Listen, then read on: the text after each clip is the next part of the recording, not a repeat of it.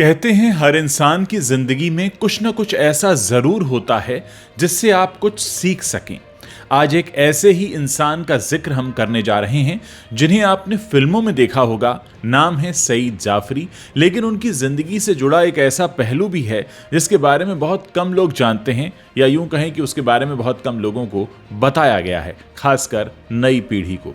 सईद जाफरी को अपनी जिंदगी में एक बड़ा अफसोस रहा और उस अफसोस को उन्होंने सबके सामने बयां भी किया। शायद इसके पीछे मकसद कुछ ये रहा होगा कि अगर किसी की जिंदगी में कभी ऐसा तूफान आए तो वो ऐसे निर्णय न ले। और कहानियां सुनाने का मकसद भी यही होता है कि जब हम किसी की जिंदगी को बहुत करीब से जानते हैं तो उससे कुछ ऐसा सीख लें ताकि वो गलतियां हम न करें। तो क्या है ये सईद जाफरी की गलती, कैसी थी उनकी जिंदगी? आइए उनकी जिंदगी में झांकने की कोशिश करते हैं हमारे आज के इस वीडियो के जरिए। आज की कहानी सईद जाफरी के नाम है। सईद जाफरी बॉलीवुड फिल्मों में तो कैरेक्टर रोल्स करते नजर आए, लेकिन ये पहले भारतीय हैं जिन्हें ब्रिटिश और कैनेडियन अवार्ड में नॉमिनेशन मिला। सईद जाफरी ने 6 दशकों के एक्टिंग करियर में 150 से भी ज्यादा ब्रिटिश, अमेरिकन और इंडियन फिल्मों में अभिनय किया। गरीबी और संघर्ष के बीच कभी इन्होंने धक्के खाए तो कभी सड़कों पर लगी बेंच पर रातें भी बिताईं। फिर जाकर मामूली रेडियो की नौकरी से सईद जाफरी एक कामयाब इंटरनेशनल एक्टर बने। लेकिन 6 दशकों के करियर में इनकी चर्चा फिल्मों से ज्यादा इनकी निजी जिंदगी को लेकर होती रही। इन्होंने पहली पत्नी को सिर्फ इसीलिए छोड़ दिया था क्योंकि वो अंग्रेजों की तरह स्टैंडर्ड की नहीं थी। लेकिन बाद में वही पत्नी जब नामी राइटर बन गई तो इन्हें ताउम्र इस बात का पछतावा भी रहा। कुछ समय बाद इनका एक पर्सनल खत भी सामने आया जिसमें इन्होंने खुद को पहली पत्नी का गुनहगार बताया। 8 जनवरी 1929 को सईद जाफरी का जन्म पंजाबी मुस्लिम परिवार में मलेरकोटला नाम की जगह पर हुआ था। इनके पिता doctor Hamid Hussain civil servant थे। वहीं इनके दादाजी खान बहादुर फाजले इमाम मलेरकोटला के दीवान थे। नौकरी के सिलसिले में इनके पिता का ट्रांसफर होता रहता था, तो इन्हें भी बचपन में कई बार शहर बदलना पड़ा। शुरुआती पढ़ाई सईद ने अलीगढ़ मुस्लिम यूनिवर्सिटी के मिंटो सर्कल स्कूल से की, जहां 10 साल की उम्र में ही इनकी उर्दू पर अच्छी पकड़ बन गई और फिर वो प्लेज में हिस्सा लेने लगे। 12 साल के हुए तो मसूरी के विनबर्ग एलन स्कूल में दाखिला ले लिया, जहां ब्रिटिश एक्सेंट सीखने में उन्हें काफी मदद मिली।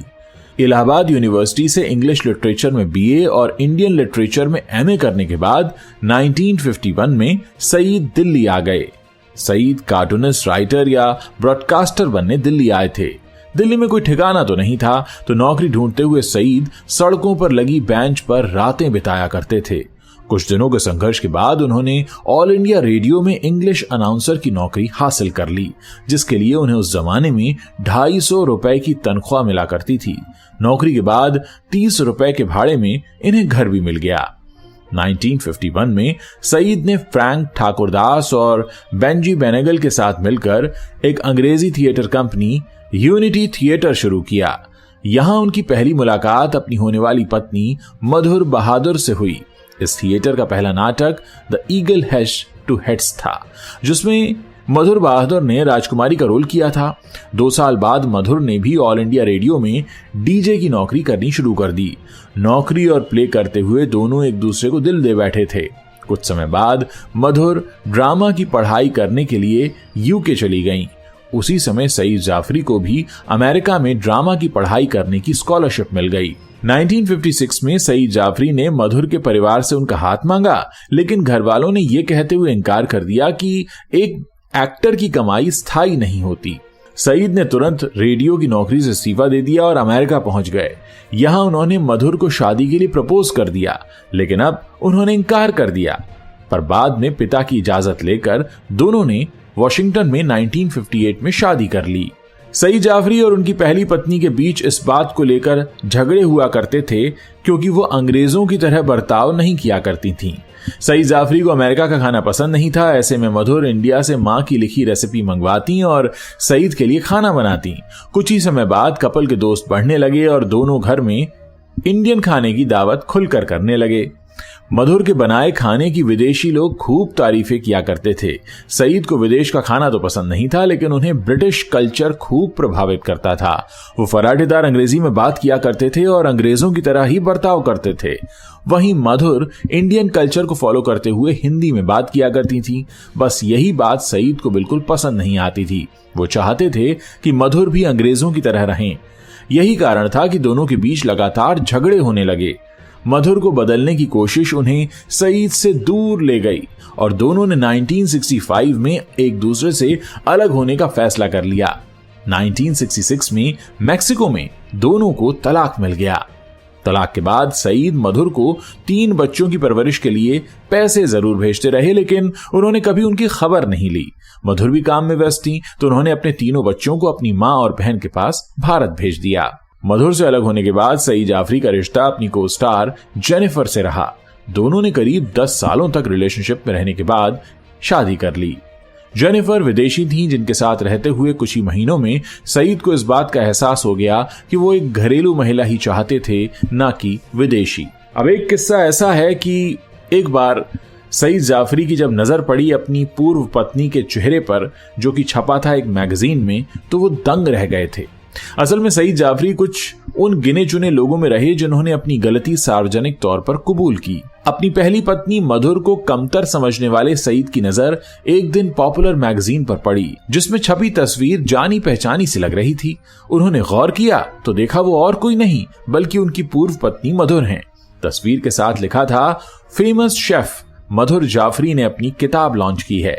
मधुर की कामयाबी देखकर सईद दंग रह गए कि कैसे एक घरेलू फरमावदार लड़की इतनी बड़ी उपलब्धि हासिल कर सकती है। उन्हें तलाक के फैसले पर खूब पछतावा हुआ। पछतावा होने पर सईद ने मधुर से मिलना चाहा, लेकिन जब सालों बाद संपर्क किया तो मधुर ने उनसे मुलाकात करने से इनकार कर दिया। वो अपनी जिंदगी में आगे बढ़ चुकी थी। मधुर ने सैनफोर्ड एलन से शादी कर ली थी। जब मधुर ने सईद से मिलने से मना किया तो उन्होंने बच्चों से आखिरी मुलाकात करवाने को कहा। सईद कई सालों बाद बच्चों से मिले तो बच्चों ने बताया कि उनके कानूनी पिता और मधुर के पति सैनफोर्ड मधुर का बहुत ख्याल रखते हैं। मधुर उनके साथ बहुत खुश हैं। ये सुनकर सईद और भी दुखी हो गए। अपने दुखों को सईद जाफरी ने डायरी के एक पन्ने पर उतार दिया, जो उन्होंने खुद सार्वजनिक किया था, जिसमें सईद ने लिखा, आज तक मैं वो नहीं भूल सका जो मेरे बच्चों ने मुझसे कहा। उन्होंने कहा कि उनके नए पिता प्यार के असली मायने जानते हैं। उसने मेहरुनिमा यानी मधुर को अपनाया जैसी वो थी, और उसने कभी मधुर को बदलने की कोशिश नहीं की, क्योंकि वो मधुर को खुद से भी ज्यादा चाहता है। वो उसे अपनी मर्जी से फैसले लेने की पूरी आजादी देता है और वो अपनी मर्जी उस पर थोपने की कोशिश नहीं करता। वो उसे एक अच्छे इंसान की तरह अपनाता है। वो अपने पति के सेल्फलेस प्यार से अब कॉन्फिडेंट और एक लविंग महिला बनकर खिलकर जी रही है। इसी पन्ने की आखिरी लाइन में सईद ने अपने लिए लिखा, जिंदगी की सबसे बड़ी सीख यह है कि आप जिसे प्यार करते हैं उसे बदलते नहीं, आप उससे वैसे ही प्यार करते हैं जैसा वो है। उसने कभी उससे प्यार किया ही नहीं, हमेशा खुद से प्यार किया, और जो खुद से प्यार किया वो दूसरों से प्यार नहीं कर सकते। इसी डायरी के एक पन्ने की शुरुआत में सईद ने मधुर को छोड़कर अफसोस जताते हुए लिखा था, मैंने 19 साल की उम्र में 17 साल की मेहरुनिमा यानी मधुर से शादी की थी। मैं बड़ा होता गया तो ब्रिटिश कल्चर से भी खूब प्रभावित था। वहीं मेहरुनिमा उससे विपरीत एक टिपिकल हाउसवाइफ और घरेलू महिला की तरह व्यवहार करती थी। वो एक आज्ञाकारी पत्नी, अच्छी माँ और बेहतरीन गृहिणी थी, लेकिन मेरे उसे बदलने की सारी सलाह का उस पर कोई असर नहीं हुआ। मैं जो चाहता था वो वैसी बिल्कुल नहीं थी। मैंने जितना उसे बदलने की कोशिश की वो उतनी ही दूर चली गई। वो एक खुशमिजाज, हंसमुख यंग लड़की से एक इनसिक्योर महिला बन गई। इसी समय मैं अपनी को स्टार की तरफ आकर्षित हो गया। उसमें वो सब कुछ था जो मुझे चाहिए था। 10 साल की शादी के बाद मैंने मेहरुनिमा को तलाक दे दिया और घर छोड़ दिया। मैंने उसे बच्चों के लिए खर्च भी दिया था। मेरी शादी के 6-7 महीने तक सब कुछ ठीक चला, लेकिन फिर मुझे एहसास हुआ कि मेरी नई पत्नी मेरी फिक्र नहीं करती और ना ही मेरा ख्याल करती है। उसे सिर्फ अपनी खूबसूरती, अपने काम और अपनी मर्जी की परवाह होती है। कभी कभी मुझे मेहरुनिमा के केयरिंग टच और उसके प्यार की कमी महसूस होती है। लंदन में कई प्लेज और ब्रिटिश फिल्मों का हिस्सा रहने के बाद सईद को भारत आकर बॉलीवुड फिल्मों में जगह मिल गई। उनकी पहली फिल्म 1977 की शतरंज के खिलाड़ी थी। इसके लिए उन्हें बेस्ट सपोर्टिंग रोल का फिल्म फेयर अवार्ड भी मिला था। इसके बाद सईद जाफरी मंडी, चश्मे बद्दूर, आगमन, मासूम, खुदगर्ज, राम तेरी गंगा मैली जैसी कई फिल्मों में नजर आए। सईद जाफरी की आखिरी हिंदी फिल्म 2009 में आई सनम तेरी कसम थी। 14 नवंबर 2015 को सईद जाफरी का निधन लंदन में हुआ। घर में बेहोश होने के बाद उन्हें लंदन हॉस्पिटल ले जाया गया, जहां ब्रेन हैमरेज से उनकी मौत हो गई। उनका अंतिम संस्कार 7 दिसंबर को लंदन में ही हुआ था। सईद को भले ही दूसरी शादी का पछतावा रहा, लेकिन उनकी दूसरी पत्नी उनके साथ आखिरी समय तक रहीं। सईद जाफरी को ब्रिटिश और कनाडियन फिल्मों के लिए भी नॉमिनेशन मिला। ये नॉमिनेशन पाने वाले वो पहले एशियन हैं। मरने के 1 साल बाद 2016 में सईद जाफरी को भारत सरकार ने पद्मश्री से भी सम्मानित किया। उम्मीद है सईद जाफरी की ये कहानी आपको पसंद आई होगी। अगर ऐसे ही वीडियो आप और देखना चाहते हैं तो इस चैनल को सब्सक्राइब कर सकते हैं। और हाँ, अगर वीडियो अच्छा लगा हो तो इसे शेयर करना मत भूलिएगा।